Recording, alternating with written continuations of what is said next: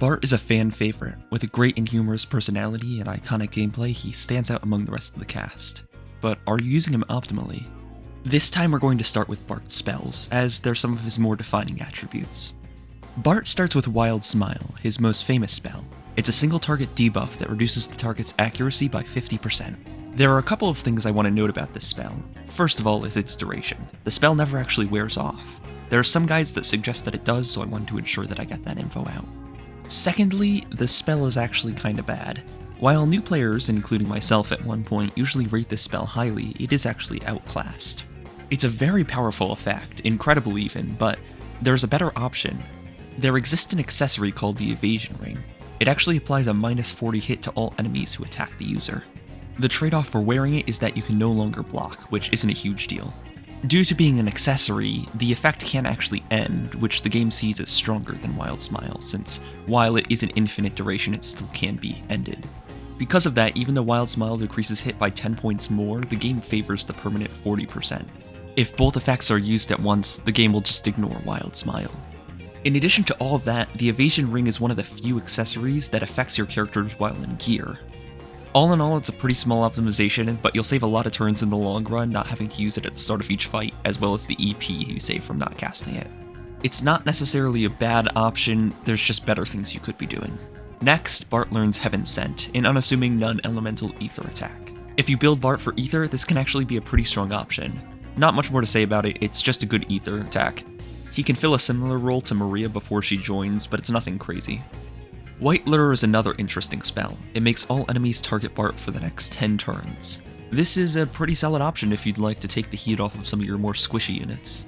On top of that, it works especially well with his next spells. Blue Cologne grants Bart 30 hit and plus 50 evasion. Of note, it actually does stack with Wild Smile since they're different effects, meaning you can get Bart a net plus 100 evasion.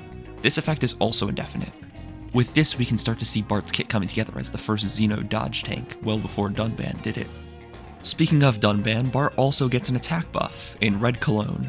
It's another buff that lasts forever and grants plus 20% attack, just solid all around.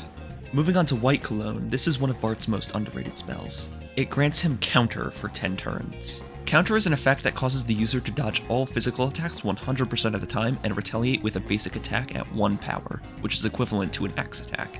It is a very good spell against the right enemy, especially in combination with Lure. It allows Bart to soak up hits without taking any damage and retaliate to deal even more damage back. Moving on to Bart's final 4 spells, they're all pretty much the same. They each cause his physical attacks to take on one of the 4 elements. If you've watched some of my previous combat companions, you would know that this is secretly a damage buff in disguise.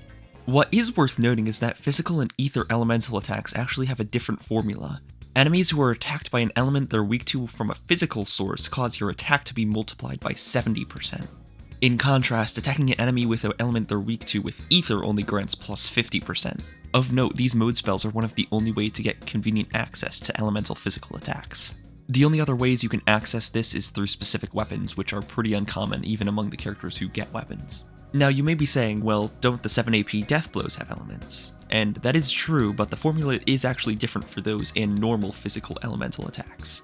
Instead of getting a flat 70% bonus to your attack, you get a slight multiplier at the end of the damage calculation. Unfortunately, with how Xenogears' damage calculation works, this is a lot less effective. The formula highly incentivizes stacking attack to overcome the defenses of your enemy.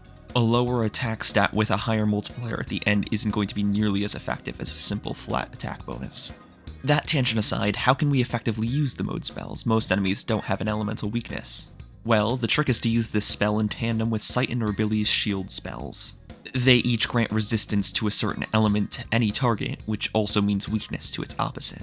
You should already be doing this to buff your elemental attacks from your mages, but this will also grant an even larger buff to Bart, being able to boost his attack by an effective 70% or plus 90% if you're using Red Cologne too. People often talk about ether being overpowered, and it is to a certain degree, but the physical damage can easily compete if you know how to use the elemental system. Obviously, this does take a few turns in combat to set up, but it's a pretty reasonable trade-off, especially considering it doesn't cost you a penny.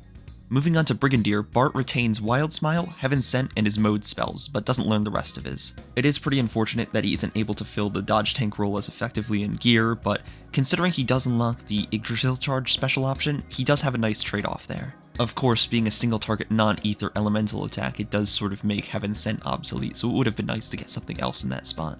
Speaking of Yggdrasil Charge, it's actually a very powerful option in the core of Bart's ether build. This is another aspect of Bart that a lot of people underrate. It's a 600 fuel option that damages all enemies with non-elemental ether damage. It even has a higher power multiplier than Ellie's air rods. Due to Brigander's higher weight capacity too, he can equip 2 power magics and 1 E-circuit without losing any speed at all. The only place he does fall a bit flat is with his base ether, though with the right accessories it can be easily patched up. Ether build out of the way, let's talk more about Bart's physical options, starting with his whips. Bart and Brigander's power is a little bit lower than what you might expect from a physical damage dealer, but he can patch it up with his whips. On top of the straight damage buff, a couple of them actually inflict status effects, which can be incredibly impactful. Let's start with the gear whips. Brigander gets 2 debuff whips, the Thor, which inflicts slow on the enemy, and the Sonic, which causes Ether Machine shutdown, or silence. These are both amazing options that can shut down powerful foes by cutting off their spellcasting or having the amount of turns they get. Only unfortunate thing is that you don't get access to these until very late in the game. On foot he also gets 2 options, though they have better availability. First he gets the Cobra, which inflicts poison on the target. While that is only dealing 5% of the target's max HP each turn, it does have more utility. In fights like against Ramses, Maya's AI will choose to remove the status effect rather than healing him, which makes that fight a lot easier. For his other debuff, he gets the Black Snake, which lowers the target's ether. While not quite as powerful as the Sonic G-Whip, it does offer a similar effect and comes a lot easier in Zeboim. Other than that, Bart's real only power spike is in Vari. He briefly becomes much more powerful than the rest of the party due to his above-the-curve engine, but he falls off pretty quickly after that, unfortunately. Now, everything I've outlined here would make him seem like a great support character, taking aggro and debuffing enemies. However, in practice, it doesn't quite work out as well. While he does have access to some strong debuffs and buffs, his own shortcomings do tend to overshadow them. Not to mention how much setup is required, he won't be able to do much in random encounters.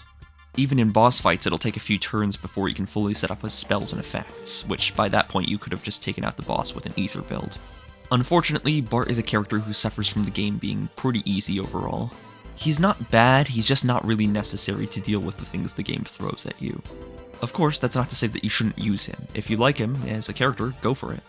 With the game not being terribly difficult, you have the freedom to use the characters you prefer, and Bart has some amazing tools that can make certain fights a lot easier. Even if you haven't invested into him at all, he can be a solid fighter and contribute a lot to your team. Anyway, that's about it for Bart. He's a sort of jack-of-all-trades buffer and debuffer who's a little bit unnecessary due to the other options in the game. And that's why Rico isn't the weakest character in the game.